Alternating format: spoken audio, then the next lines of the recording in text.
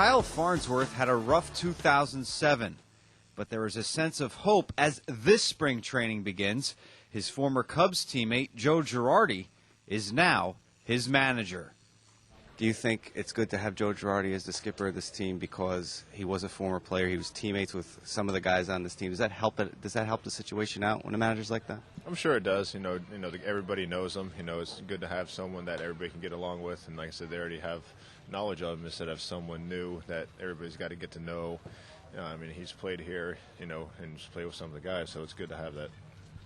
And around the All-Star break last year, you worked with Ron Guidry on some mechanics. Have you worked with him so far this spring, and have you worked with Dave Island at all? Have you worked with them in the off season? No, I haven't done anything. I just worked on the same things I did during the season last year, and just gonna use them, carry on, for this year, and work on them during spring training.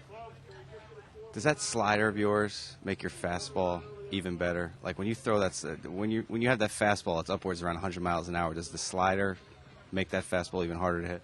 Yeah, definitely. You have to have two pitches. If you only have one pitch, it's easy to hit. Times I was struggling, I can only get one pitch over a plate, and that's what they were feasting off of. So it's definitely, my slider, I definitely have to have that pitch to make my fastball more effective. What about when it seemed like when they were using you back-to-back days last year, you were having some issues, but if you had a couple days off in between, you were just mowing people down. What was the issue there? There's no issue there.